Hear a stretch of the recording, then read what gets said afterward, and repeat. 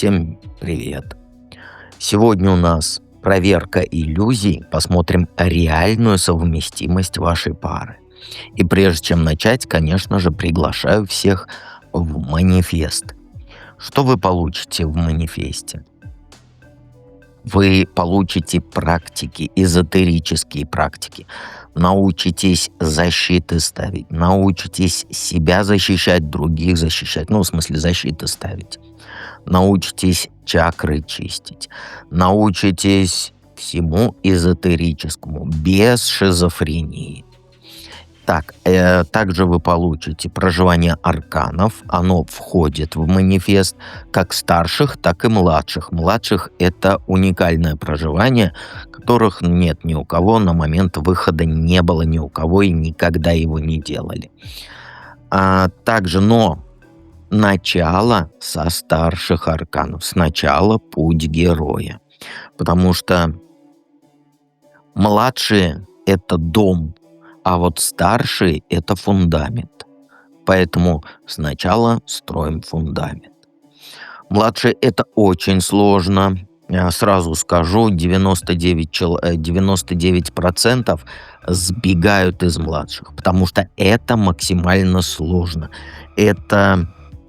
Вот смотрели видео, только писюны по стенкам. Вот так же размазывает прям очень сильно. Пока осень, вот сейчас осень, потом зима, как раз то самое время, когда нужно приходить в проживание арканов. Сейчас жизнь серой кажется, такой рутина, бытовуха. Вот и скрасьте свою жизнь до весны. Обязательно приходите, потому что таких практик нет. Это сильнее, чем расстановки. Понимаешь, вот эти психологические расстановки. Как бонус вы будете карты в потоке читать, но это не главное. Главное то, что это изменение своей жизни прям максимально в лучшую сторону. Кстати, я рад, что женщины приходят с мужьями. Это очень интересно, потому что... Но помните, у вас проживание, если вы с мужем пришли, оно разное. Потому что у него, как говорится, например, шута возьмем, у него свое детство было, у вас свое. У каждого свои затыки. Поэтому вот именно старшие арканы, это каждый сам отдельно проходит. Но вы можете, конечно, друг друга поддерживать и так далее. И я считаю, что это очень крутой опыт для пар. Прям вот очень. Если муж не соглашается, говорит, все фигня, сразу скажу, это не эзотерика. Это не магия, это не волшебные палочки. Это глубокая психология. Понимаешь? Поэтому приходи с мужем. Можете с одного аккаунта, вы не думайте, что я хочу, чтобы вы мужа, как говорится, подтянули, потому что будете вдвоем подписку платить. Нет, можете с одного аккаунта. Например, там один аккаунт сделали, вдвоем там по очереди проживаете аркан. Ну, в смысле, вдвоем по очереди видео смотрите. Можно с одного аккаунта, тут проблем нет с этим. Конечно же, эзотерическая библиотека идет вам и закрытые расклады. Также идут уникальные марафоны. Денежный канал, открытие денежного канала и на обретение, повышение женской самооценки. Вот два вот этих марафона. Марафон на деньги лучше проходить в маге, а женский марафон лучше проходить в императрице. Это все включено в манифест. Также в магический чат приходите. Там вы найдете своих, где никто не скажет, что вы там странненькая, не странненькая, вот это все. Магический чат создан для того, чтобы вы понимали, что не всем людям от вас что-то нужно. Есть просто добрые люди, которые все вместе, без шизофрении. Поэтому обязательно приходите. Также доступно становится 4 макета колод «Нейроведьмы и деда», номер 1, номер 2, номер 3 и номер 4.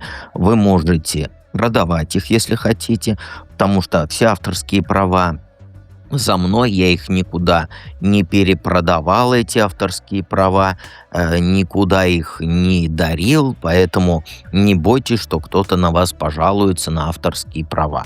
Вы можете прям вот официально продавать колоды, если хотите. Можете просто себе распечатать. Макеты для печати готовы, они на Бусти. Итак, я думаю, что все сказал. Если Бусти не работает, вы в стране, где, как говорится, Бусти недоступен, хотя он доступен с всех стран, есть проживание и манифест на Ютубе. Это спонсорство Ютуба, разные уровни, но при спонсорстве на Ютубе недоступна эзотерическая библиотека, недоступны марафоны, остальное... магический чат недоступен. Так, я думаю, что... да, кстати, и еще доступно становятся трактовки и обзоры колод. То есть точечное обучение колодам. Там есть «Безумная луна», «Астара», все вот эти самые, как сказать, самые популярные колоды. Прям абсолютно все там их. Даже, кстати, архетипы и тени есть Чака Специана. Это которая колода по архетипам и теням, которой пользуются психотерапевты. Не психологи, психотерапевты. Ну и психологи тоже, но мне кажется, Чак Специана... Хотя да, может и психологи тоже. Ссылки все в описании к видео и в закрепленном комментарии к этому видео. То есть в самом верхнем. Итак, давайте, я думаю, начнем наш расклад.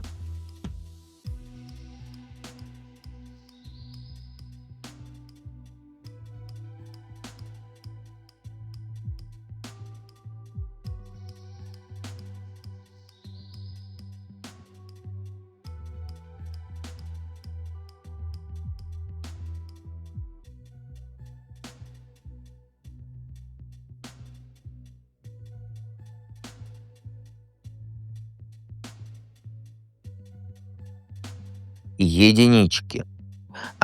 Первые две карты — это сигнификация, что сейчас между вами. Сигнификация, что это такое? Это чтобы понять, для тебя этот расклад или нет, этот вариант. А между вами сейчас такой формат буря в стакане воды. Он постоянно на взводе, у него к тебе резкие слова, необдуманные поступки. Он как будто сейчас пытается доказать свою правоту через конфликт. Ты же вместо этого, там просто чтобы поставить его на место, ты включаешь режим спасателя. Подкармливаешь его там деньгами, выходки прощаешь. Как будто он такой раненый птенчик. Это не отношения равных, нет, это игра в одни ворота. Он раздает подачки в виде там мелких каких-то денежных влияний. Создает видимость заботы, но на деле это рычаг давления. Ты чувствуешь себя обязанной, как будто ты должна отрабатывать его доброту своей покорностью. А он этим пользуется. Может сорваться даже из-за мелочи, зная, что ты проглотишь эту обиду ради сохранения мира. Денежные вливания — это не знак щедрости, это инструмент контроля. Ты платишь за его внимание молчанием, а он покупает твою вот эту лояльность. Это, знаешь, это токсичный круговорот в природе, где вы оба топчетесь на месте, но боитесь пластырь сорвать с реальных проблем. Какие иллюзии вы оба себе внушаете? Ты и он. Ну, знаешь, оба построили замок из песка, и вид делаете, что он вот этот железобетонный. Ты рисуешь картину идеального союза, там смакуешь редкие моменты нежности, прямо так, вот так. Как будто они перевешивают ссоры ежедневные. Ты вбила себе в голову, что вы друг другу предназначены, игнорируя красные флаги. А он вообще считает себя творцом этих отношений. На тебя смотрит, как вот на глину, которую можно лепить под себя. Пластилин. Его иллюзия в том, что ты без него никуда. Мол, это он тебя спас, это он тебя приручил, это он тебя сделал счастливой. И вы оба играете в спектакль. Ты изображаешь солнечную девушку, которая верит в сказку, а он, всемогущий волшебник, создает эту сказку. Но занавес вот-вот упадет, потому что ты уже задыхаешься от фальши. А он даже не замечает, что ты давно перестала улыбаться по-настоящему. Вы не партнеры, нет. Вы актеры, которые застряли в плохой пьесе. Понимаешь? Какая реальная совместимость ваша? Ну, тут все жестче, чем ты готова признать. Ваша совместимость — это гвоздь. Вот гвоздь балконной двери. Держится, но ржавеет с каждым дождиком. Ты живешь в постоянной тревоге, проверяешь настроение его, слова подбираешь, свои желания прячешь. А он же считает, что все под контролем. Дает тебе ровно столько свободы, чтобы ты не сбежала, но достаточно, как сказать, поводков, чтобы тебя рядом держать. Деньги, планы на будущее, даже быт — все это крутится вокруг его удобства. Ты пытаешься вложиться в общие цели, по тройке пентаклей, да, но он воспринимает это как должное, а не как совместный труд. И самое поганое — это эмоциональные качели, потому что Луна не зря сюда вылезла. Сегодня он милый и щедрый, завтра холодный и колкий. И ты вообще никогда не знаешь, с кем ты проснешься. Это не отношения, это ловушка. Ловушка, где ты жертвуешь стабильностью ради иллюзии страсти. Если голову из песка не вытащить, то через год там будешь сидеть с кредитами, которые подарил он тебе от любви, и самооценкой подорванной. А через год мне не пиши, что «Дед, зачем я раньше этого не услышала?» Давайте перейдем ко второму варианту.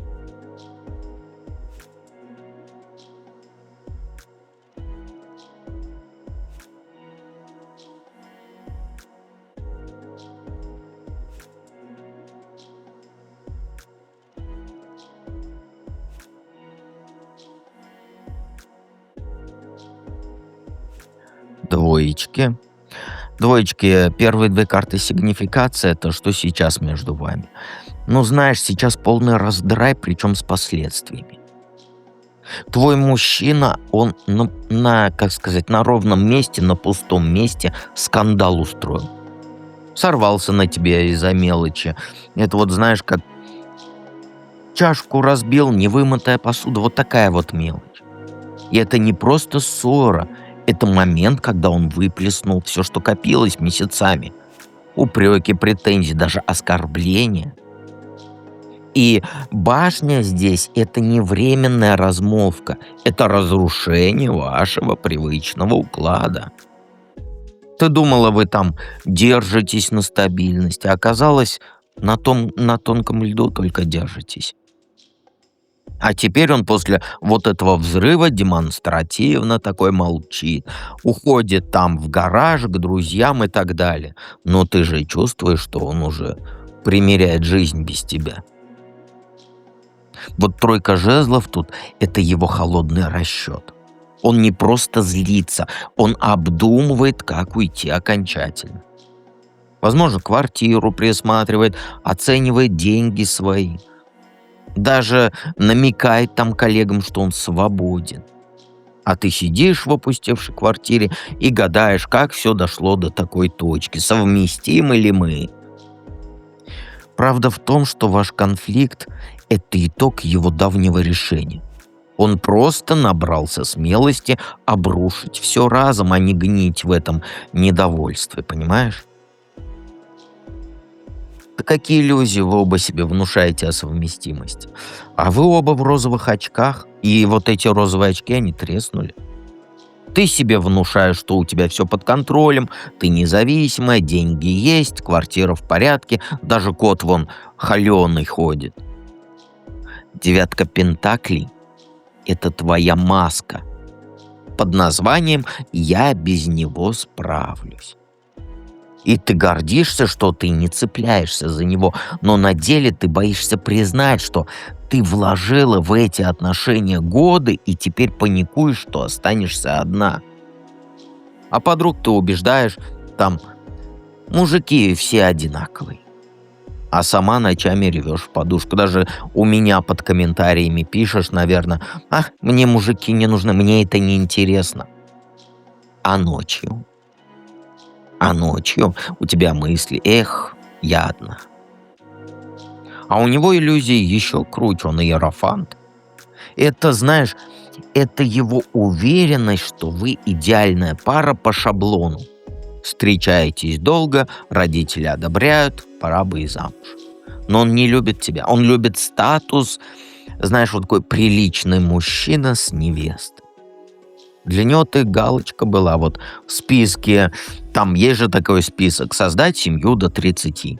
Вот ему вот эта галочка важна была, не человек. И вы обманываете друг друга. Ты делаешь вид, что сильная, а он делает вид, что он ответственный.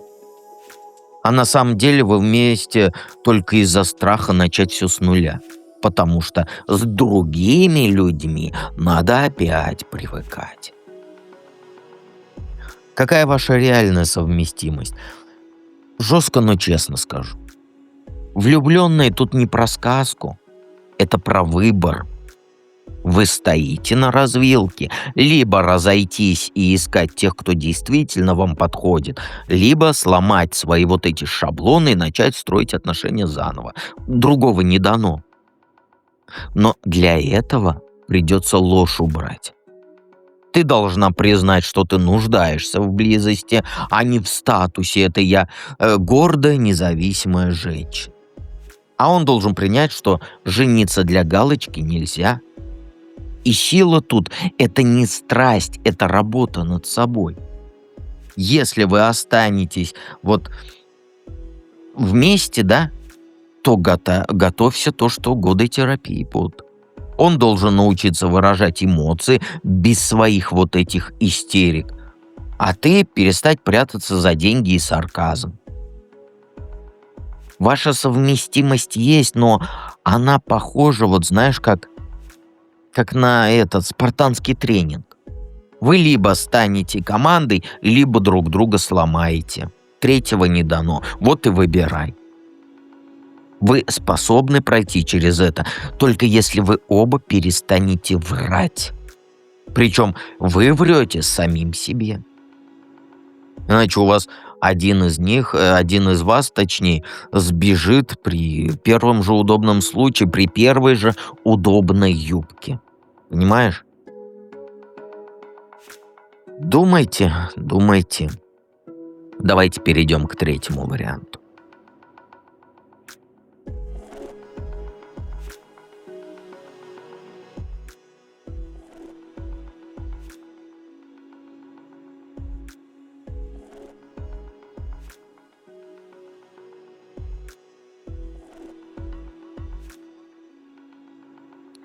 Блин, троечки, простите, но это тройка мечей. Это измена. Отшельник ушел в отшельника из-за измены. Вот по-другому никак не скажешь. Вот как я тебе по-другому скажу? Ладно, ладно. Что сейчас между вами? Эмоциональная блокада. Я уже сказал, что сейчас между вами. Он закрылся от тебя, как вот сейф стальной. Молчит неделями, отмахивается от разговоров. А если ты пытаешься вывести на откровенность, и вот он огрызается или в другую комнату уходит. И вот этот отшельник — это не про здоровую там потребность в пространстве. Нет, это прямое, откровенное игнорирование твоих чувств. Тройка мечей я уже сказал. Это уже конкретный факт. Или ты переписку там в его телефоне с коллегой обнаружила, или он у тебя. Кто-то из вас изменил. Ну, как не изменил, а вот Флиртуй. Хотя нет, тут не просто флирт, тут реальные планы встретиться. И вы сейчас как в ловушке. С одной стороны, ты там пытаешься себя убедить, что это просто рабочее общение, или он это делает. С другой стороны, каждую ночь режешься этими мыслями, проверяешь его соцсети, ищешь улики, ищешь волосы на этом, как его, на плечах. Правда в том, что он уже эмоционально ушел. Независимо от того, кто кому... Ну, я не назову это измена, хотя тут измена. Но измена, что такое измена? Переписка в телефоне — это тоже измена. Вот как бы тебе это не было неприятно слушать, потому что у девочек же у многих это просто друг. Это просто друг не бывает. Если есть друг, значит кто-то из вас друг друга хочет. И смотрим на него, значит ты его спалила. И ты себя сейчас чувствуешь обманутый. А он даже не пытается это отрицать. Он, знаешь, он вид делает, что ничего не происходит. И тут не просто кризис, тут предательство, которое уже разъедает ваши отношения изнутри. Отшельник и тройка мечей, ну, ушел в отшельника, потому что измена. А как по-другому? Тут как бы я ни танцевал, я не могу тут смягчить ничего. Тут обе карты такие, так скажем. Какие иллюзии вы оба себе внушаете о совместимости? Ну смотри, вы оба в розовых очках размером вот с колесо обозрения. Твоя — это семерка пентаклей. Это, знаешь, это попытка выдать желаемое за действительно. Ты поливаешь мертвое дерево и веришь, что еще чуть-чуть, и он начнет тебя ценить, перестанет врать, станет тем мужчиной, о котором ты мечтаешь, принцем, а не мужчиной. И ты оправдываешь его вот эту холодную усталость, как сказать, холодную, точнее, отстраненность, вот как сказать, оправдываешь перед самой собой. А измены, ну вот эти факты, переписка и так далее, это типа у него там кризис среднего возраста, ничего страшного. Но знаешь, корень проблемы не в нем, а в твоем страхе признать, что ты 5 лет вкладываешься в отношения пустышку. А у него король мечей. Это его главная иллюзия. Он считает себя гением манипуляций, гением прям вот... У него прям острый мозг, и он тобой вот рулит, давит на твою неуверенность, внушает, что там никто кроме него у тебя не будет там и так далее. И он сознательно держит тебя в тревожном состоянии. Ему нравится чувство власти. Когда ты просишь прощения за его же косяки, ты даже... Он виноват, а ты приходишь к нему обниматься, чтобы помириться. Вы оба играете в игру, где нет победителей. У тебя надежда на чудо. Я тебя понимаю, ты женщина, тебе хочется не вот этого вот всего, да, а вот, как сказать, не парить, а вот в облаках витать, потому что ты женщина. Ты там солнышко, ты перышко и так далее. А он в уверенности, что сможет вечно тянуть из тебя вот эти ресурсы, энергию, я имею в виду. Ты как бесплатная служанка. Но по-другому я никак не скажу. Я вот как могу смягчаю, но весь вот этот пипец ты прекрасно сама видишь. Я смягчил. Какая реальная совместимость ваша? Ну, знаешь, реальность, она жестока. Но тебе ее надо услышать. Ваша совместимость равна нулю. Смерть паре с вот этим рыцарем жезлов, да, это приговор без апелляции. Ты сейчас на распутье. Либо ты продолжаешь цепляться за вот этот труп отношений, и тогда тебя ждет, конечно же, нервный срыв и так далее, когда ты окончательно узнаешь все его измены. Либо собираешь волю в кулак и делаешь то, что давно пора. Тут, знаешь, вестник — это рыцарь. Э, знаешь, рыцарь, он не оставляет вариантов. Он уже завел роман на стороне, и в ближайшие месяцы он уйдет к ней. Не потому, что она лучше, а потому, что ты ему приелась. А он как бабочка-однодневка. Ищет новые острые ощущения, даже если ты сейчас там, как говорится, простишь и глаза закроешь, он не изменится. Его истинное лицо — это не заботливый мужчина, это эгоист, который использует людей как одноразовые салфетки. И вот твоя задача — не пытаться его переделать, а выкинуть его вещи, сменить замки и начать, как говорится, терапию с психотерапевтом, если слишком больно. Знаешь, вот каждая минута с ним сейчас — это самоуничтожение. И мне даже не нужно было говорить этого ничего, потому что ты сама это знаешь. Тебе нужно было подтверждение твоих мыслей, и я это сейчас прекрасно чувствую, потому что ты это знаешь. Шанс выбраться у тебя из этой ямы есть до полного краха, но действовать нужно быстро. Про измены ты знаешь и знала. Просто розовые очки. А вдруг это просто там кризис среднего возраста?